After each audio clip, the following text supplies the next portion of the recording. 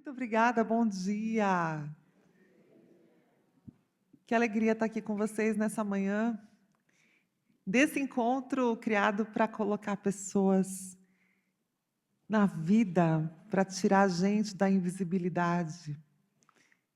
Muito bom, obrigada mesmo pela oportunidade de estarem aqui e escolherem estarem aqui para me ouvir. E eu já tive uma entrada aqui temática, né, a respeito da minha palestra, com um recurso acessível que me permite estar aqui em pé de igualdade com os demais palestrantes. Isso não seria possível sem a tecnologia. Quero falar um pouco sobre isso com vocês na nossa reflexão dessa manhã. Para isso, eu preparei uma apresentação, só para guiar mesmo a nossa conversa.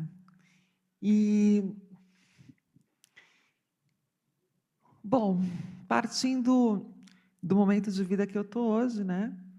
Aos 51 anos de idade, mãe de 2 filhos adolescentes, jornalista na TV Globo, já trabalhando há 15 anos, passei por outras emissoras antes disso, mas eu queria dividir com vocês um pouco da minha trajetória, de trás para frente, e de frente para trás, para compartilhar algumas reflexões acerca do impacto que a acessibilidade pode causar na vida das pessoas e também o significado que pode ter a falta dela.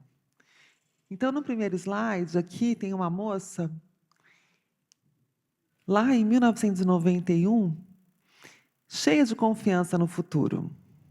Essa sou eu, aos 18 anos de idade, no auge do meu privilégio, que eu ainda não tinha consciência, mas uma garota jovem, bonita, branca, cis, hétero. O mundo inteiro estava com as portas abertas para mim nesse momento. Eu cresci, eu cheguei até essa idade, tendo certeza que eu era incrível e que eu podia conquistar tudo o que eu quisesse na minha vida. Eu tinha tudo para isso. Nada me impedia. E aí, voltando de uma viagem, no dia 16 de outubro de 1991, o carro capotou. E eu fraturei a coluna cervical e fiquei tetraplégica da noite para o dia. E me vi numa UTI de hospital, e os médicos todos os dias iam com aquelas agulhinhas tocar com a pontinha da agulha na sola do meu pé, em alguns pontos das minhas pernas, e eu não sentia nada. Saí do hospital, fui encaminhada para a reabilitação, todo aquele processo clássico de tentativa de recuperação, e em muito pouco tempo ficou entendido que a minha situação era definitiva. No próximo. E essa situação definitiva, ela foi traduzida num laudo médico. Um laudo que foi encaminhado para o INSS. Naquela época eu já trabalhava como secretária de um cursinho pré-vestibular. Estava afastada,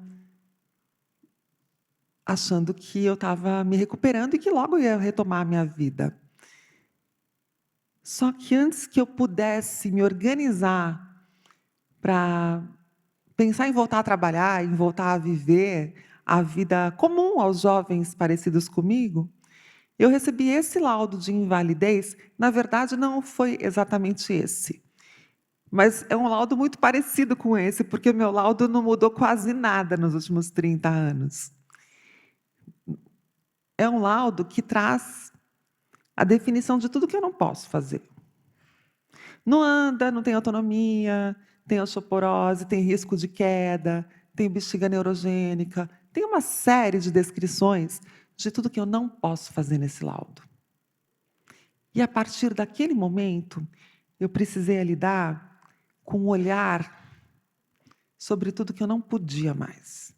Então, toda aquela potência daquela jovem confiante de que o mundo era dela, desapareceu.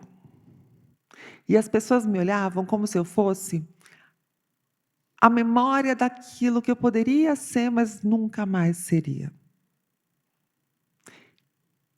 Era quase que como pêsames para mim mesma, viva. Era um olhar que, puxa, tão jovem, tão bonita. Ai, coitada, acabou a vida dela. E lidar com esse olhar sempre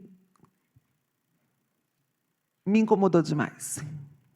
E muito cedo eu entendi que, apesar de não poder mais andar, e sim ter passado por todo o processo do luto que essa perda significa e reestruturado, enfim, não foi um processo fácil.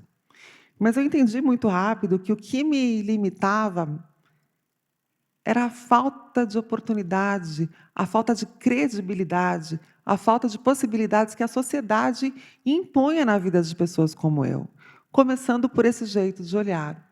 E aí, muito rápido, quando eu menos esperei, estava eu lá na Silvia Popovic, um programa de grande sucesso da época, falando sobre isso no alto dos meus 20 anos de idade.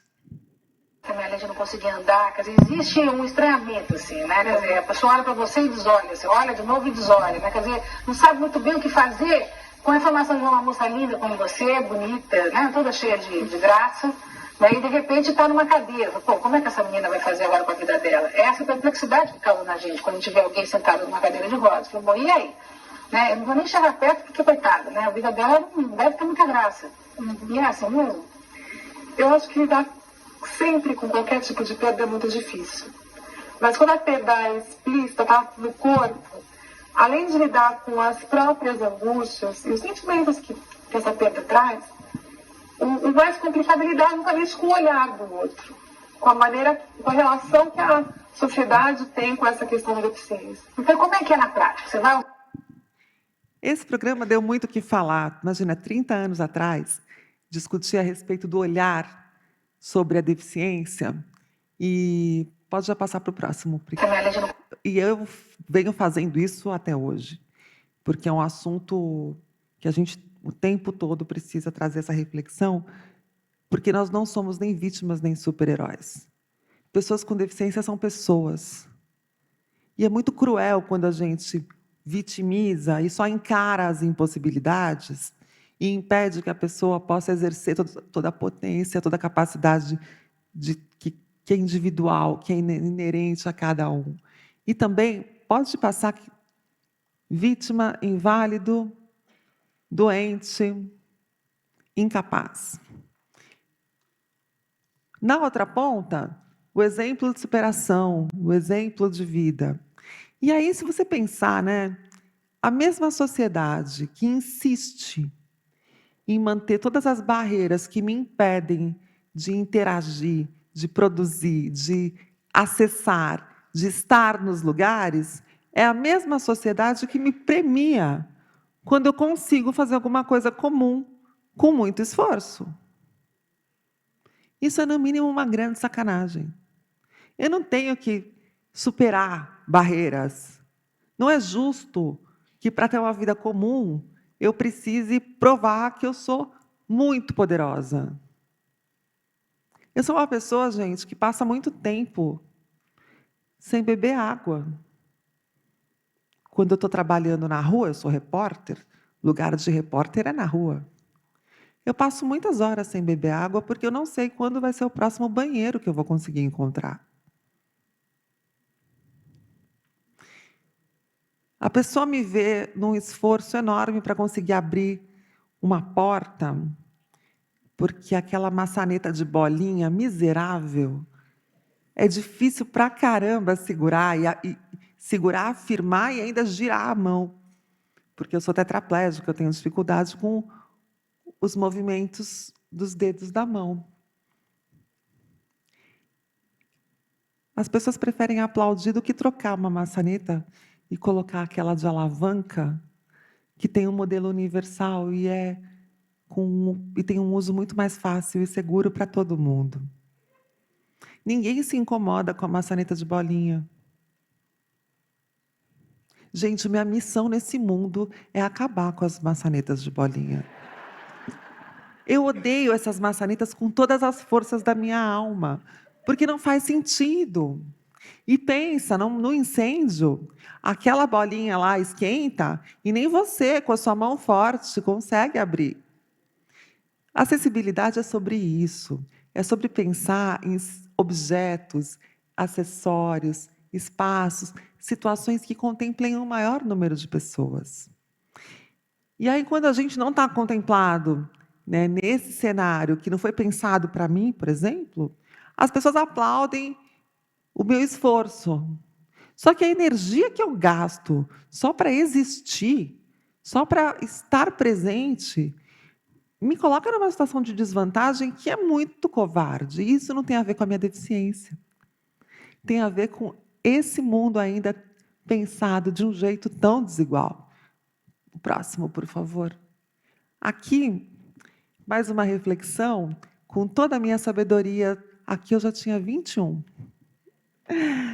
E a gente estava discutindo, como eu disse, muito cedo eu comecei a me envolver em grupos de estudo e também no ativismo dos direitos das pessoas com deficiência, porque eu ficava inconformada com esse olhar piedoso e com o modo como a gente ainda no Brasil, não só no Brasil, mas no mundo inteiro, ainda se via tão desamparado no aspecto das políticas públicas. Gente, nessa época, a lei de cotas, aquela que abre uma reserva de mercado para pessoas com deficiência, ela já existia, ela foi aprovada em 1991, mas ela só foi regulamentada em 1999. Só a partir do ano 2000 é que começou-se a falar da participação das pessoas com deficiência no mercado de trabalho aqui no Brasil.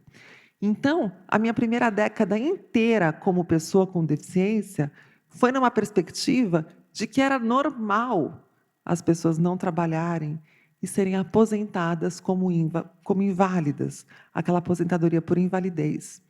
Foi isso que aconteceu comigo. Eu recebi na minha casa uma carta do INSS anunciando a minha aposentadoria por invalidez, aos 21 anos de idade. Tudo que eu não ia fazer naquele momento da minha vida seria pôr um pijama e ficar assistindo televisão. E eu fui para a luta. E o jeito de lutar que eu encontrei foi me associar a organizações e pessoas que pensavam de jeito parecido comigo, começando pelo entendimento do que é deficiência. O videozinho sábio da Flávia, de 21 anos.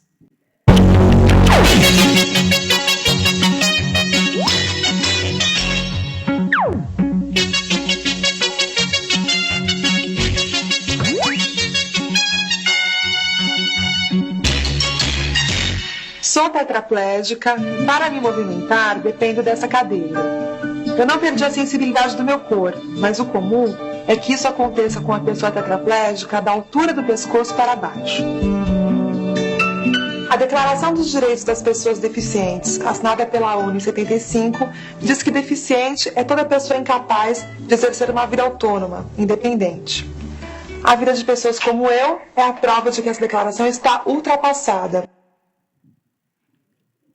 Associar a deficiência à incapacidade é um grande engano. A gente começou a trabalhar em grupos de estudo que chegaram depois à Organização das Nações Unidas, e eu fui rapidamente...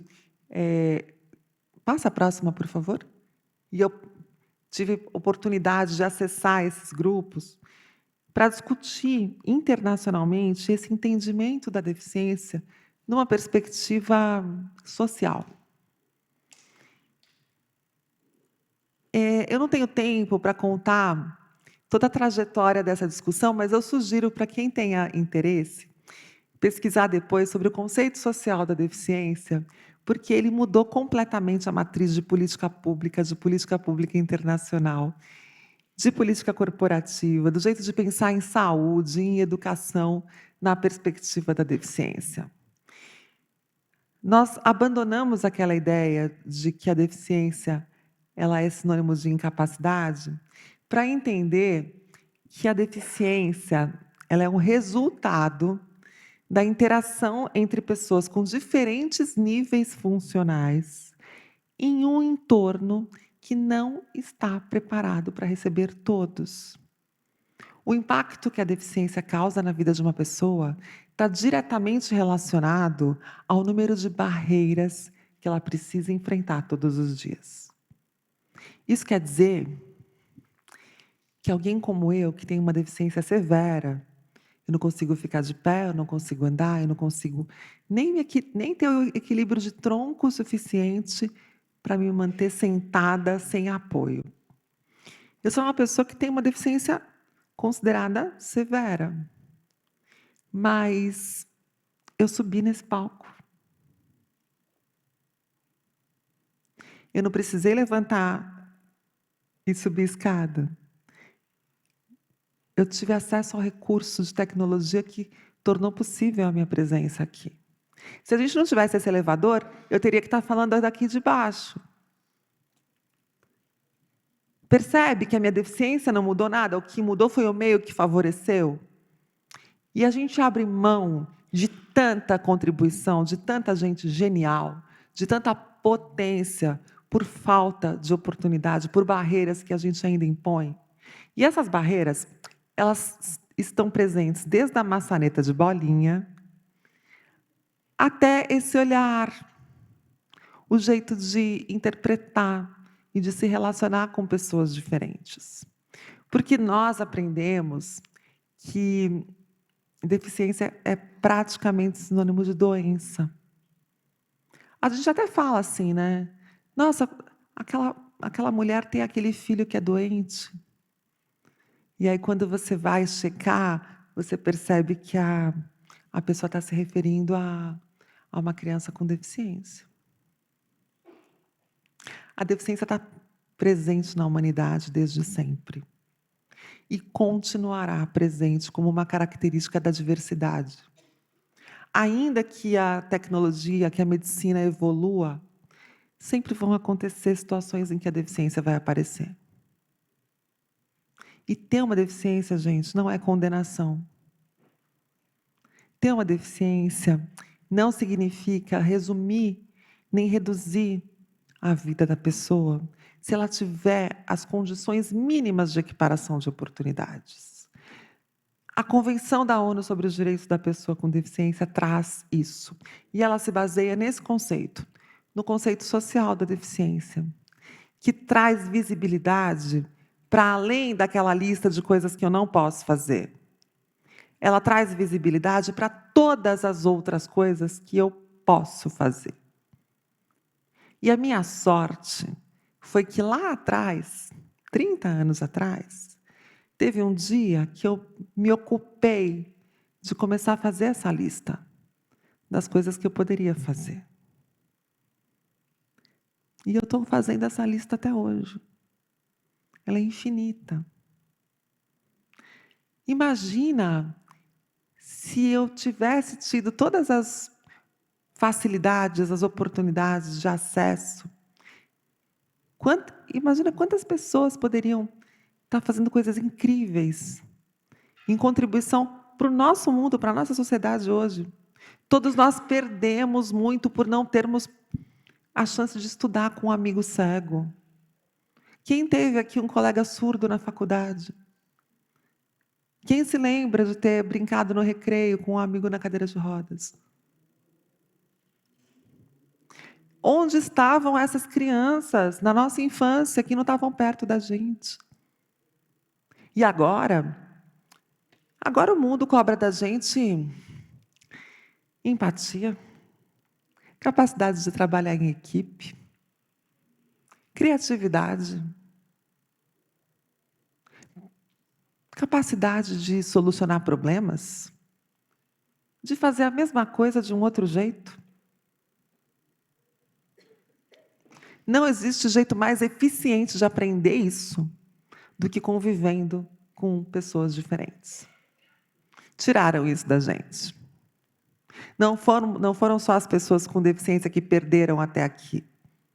Todos nós perdemos, com o tanto que a gente podia ter crescido e se desenvolvido se a gente tivesse a oportunidade de aprender juntos.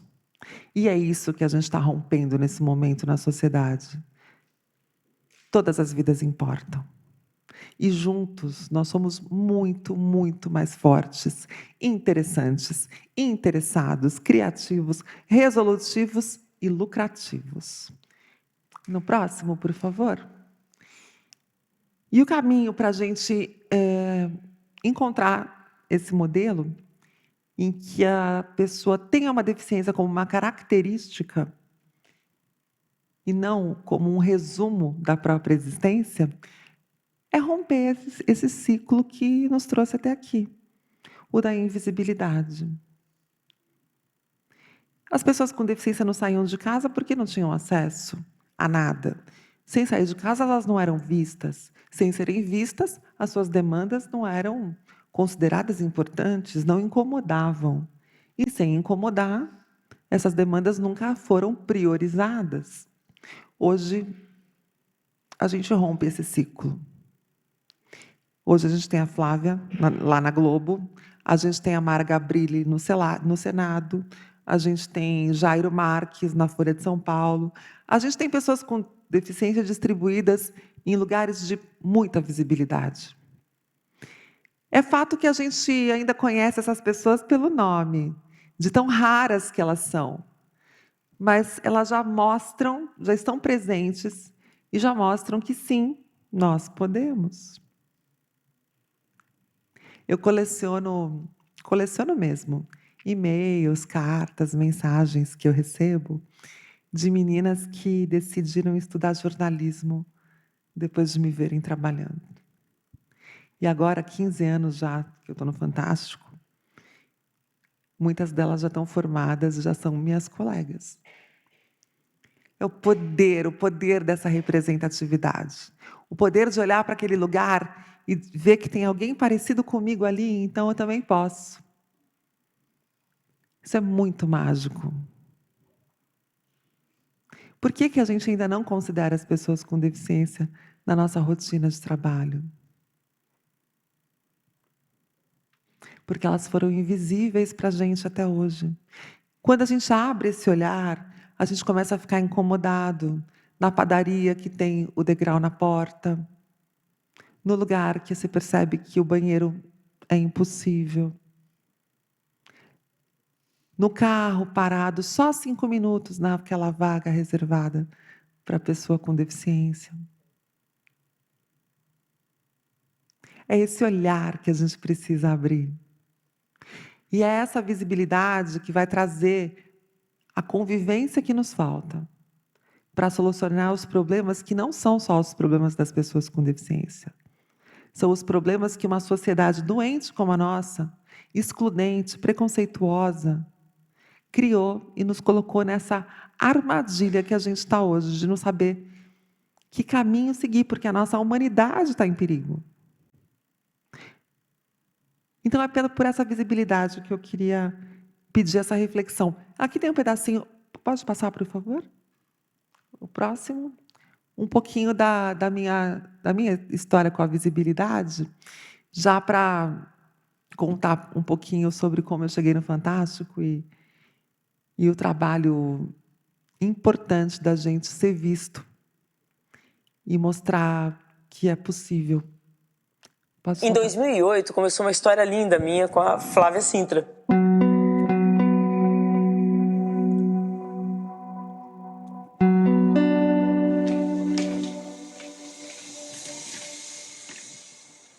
Eu tenho muito do Fantástico na minha vida.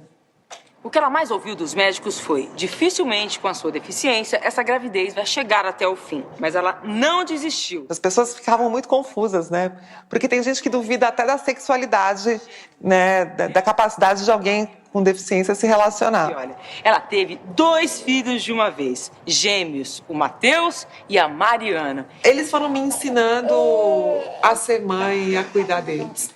A Renata também é mãe de gêmeos. Então foi muito legal, porque a gente também falou dessa experiência pessoal. Manuel Carlos assistiu essa reportagem. Ele falou, gente, eu vou fazer uma novela e vou incluir essa personagem. Foi surreal. Eu recebi o convite para ser consultora, trabalhar com a atriz, com a Aline Moraes, e contribuir com a equipe de redatoras do Maneco. Então eu quis ficar muito próxima da Flávia para poder entender. A gente conseguiu revolucionar o entendimento a respeito da deficiência.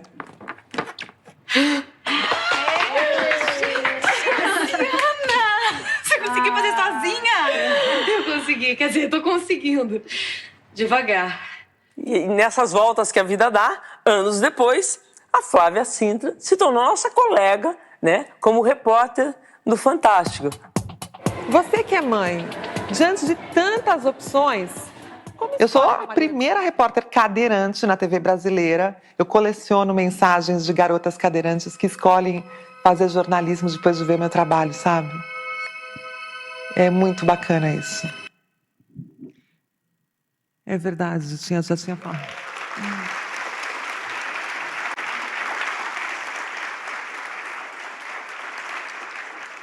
Obrigada, gente. Não acabei ainda.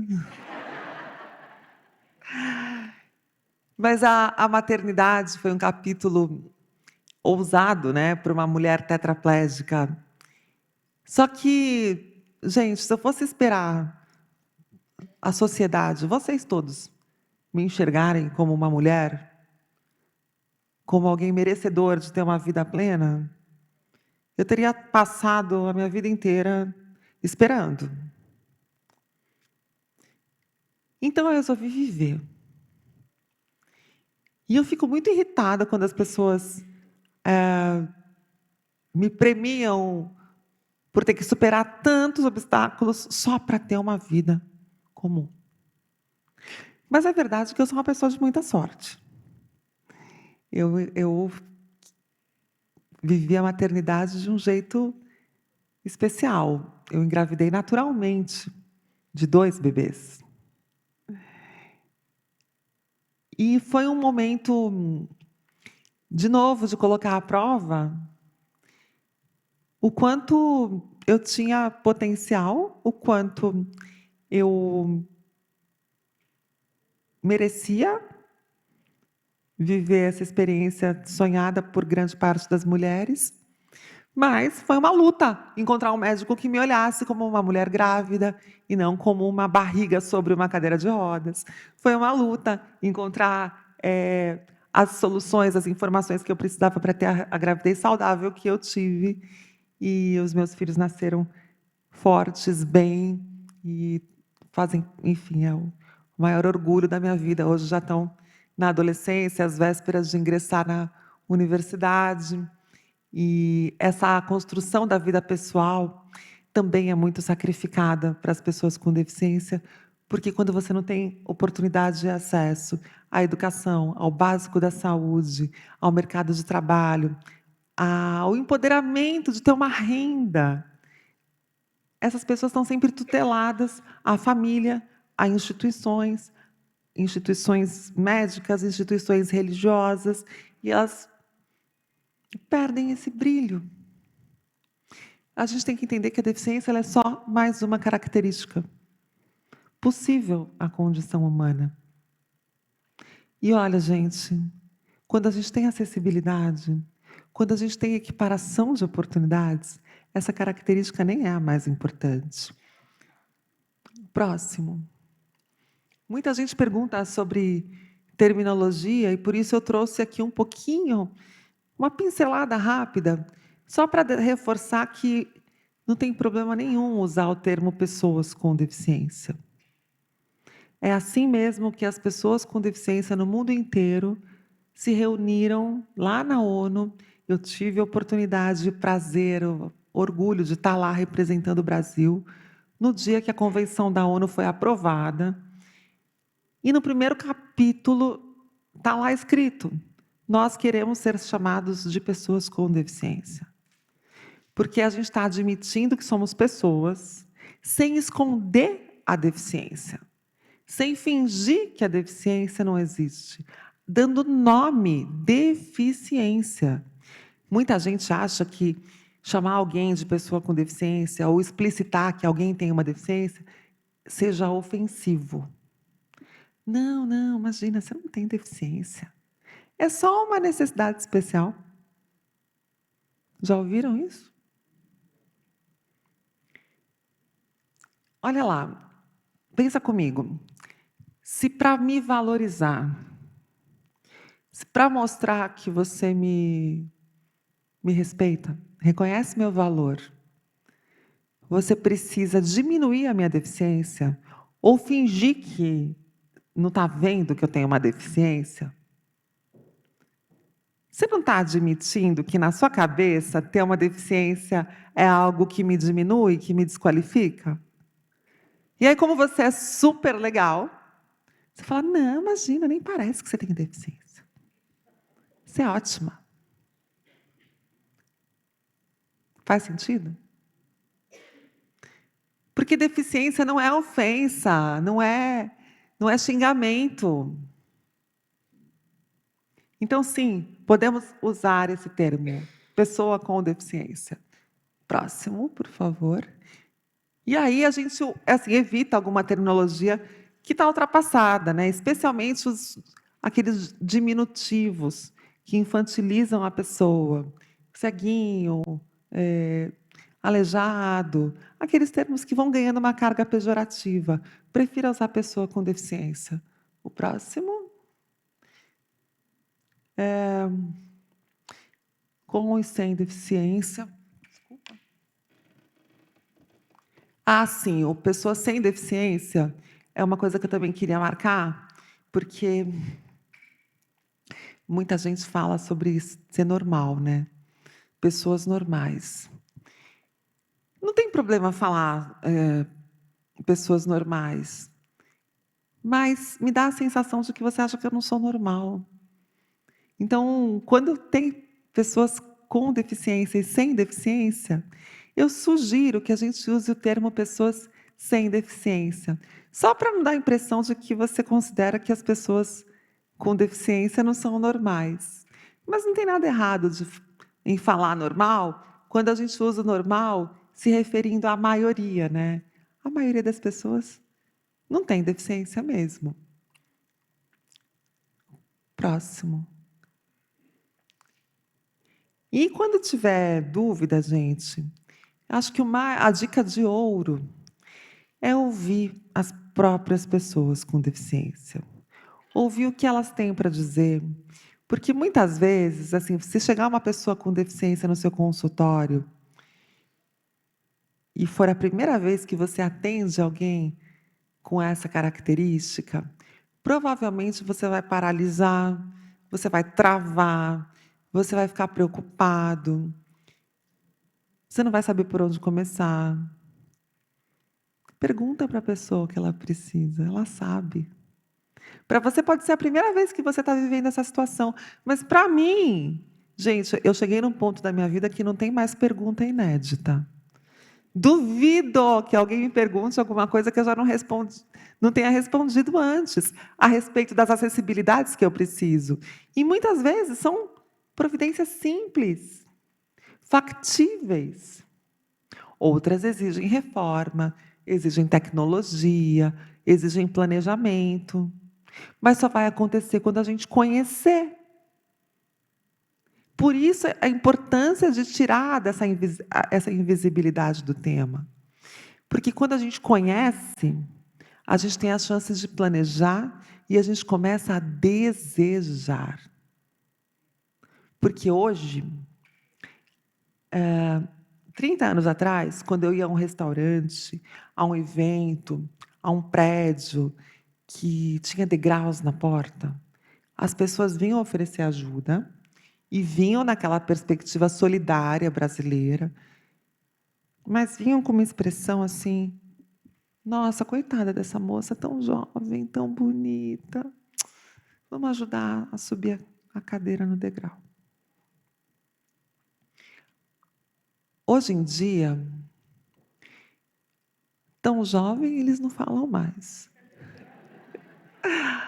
Mas eles podem até ter pena de mim. Mas o sentimento que aparece é o sentimento da indignação. Que absurdo, gente, não ter uma rampa aqui. Não é possível. Onde que é o acesso? A sociedade vem mudando, as pessoas estão percebendo que é um absurdo. E hoje a gente vive um momento em que profissionais que ignoram a inclusão e a acessibilidade vêm sendo cada vez mais considerados ultrapassados, desatualizados. Porque, gente, eu preciso ir ao ginecologista, eu preciso ir ao dentista, eu preciso... Enfim, tudo que qualquer pessoa precisa. E o mundo está tão maluco, as coisas estão acontecendo de um jeito tão rápido, que não é possível que a gente não perceba que não cabe mais esse olhar excludente. Eu já terminei a minha fala, mas eu trouxe um momento para dividir com vocês, que eu vivi no ano passado, que é uma história que, para mim, é quase de ficção científica. Imagina que depois de 30 anos, 32, daquele dia que eu mostrei para vocês lá na primeira foto, depois de tudo que eu vivi até aqui e da história que eu construí nessa cadeira de rodas, a vida, por meio do meu trabalho, me deu a chance de experimentar de novo uma sensação que eu achei que nunca mais ia acontecer. É porque o futuro, gente, já chegou. Ele é hoje. E quem define os próximos passos somos todos nós. Vamos assistir? E finalmente chegou a minha vez. Ali está ele. Uau!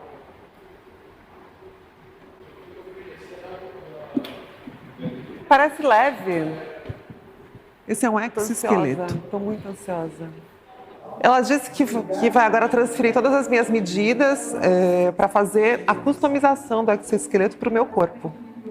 E aí, com isso, ele vai se encaixar perfeitamente nas minhas articulações para que eu possa, com pequenos movimentos, comandar e dar os impulsos necessários para que a caminhada aconteça. O primeiro botão que eu apertar vai aproximar suas pernas. O segundo vai jogá-las para trás. E aí, no terceiro bip, você se joga para frente e isso vai te impulsionar para levantar. Quando você estiver pronta, joga o corpo para frente. Maravilha! Um espasmo provavelmente nas suas pernas. Respira bem fundo primeiro. Ok. Ah, mas tá tudo bem. Viu como eu sou alta? Da cadeira, muita gente nem percebe. Nem eu me lembrava. Mas eu tenho 1,80 m de altura. Pronta? Yes, I'm ready. Okay. Ok. Lean forward. Se inclina para frente. Like that with your body. A little bit faster. Mais rápido. Yes. There you go. É isso aí, muito bom. Good. Yes. Gente, eu tava andando. Good. Hold your body. Mantenha seu nice corpo and bem steady. firme. There. Isso. É That's isso. it. Meu Deus. Isso já existe. Minha primeira caminhada dura poucos segundos. Que legal! Entendi. Muito bom. Good. Let's go for it. Bom, entender Let's go for é it. Hold it nice diferente and de steady fazer for me. direito, né? Hold it No nice começo and é steady. difícil entrar em sintonia That's the com a best. máquina. Gente, eu tô andando.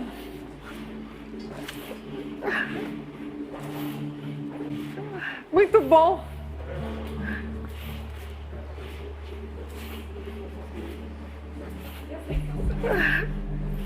Ainda não consigo elaborar. Gente, muito bom. É meio desengonçado, mas acho que melhora com o treino. Mas é muito bom.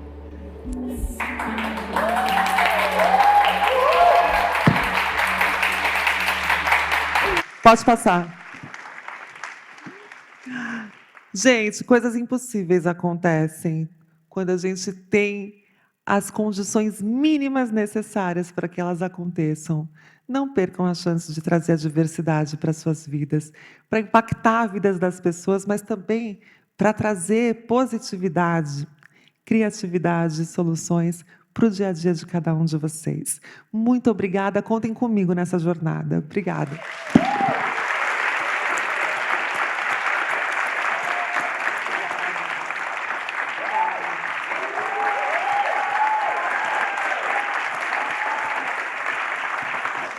Ai, gente, para, vou chorar.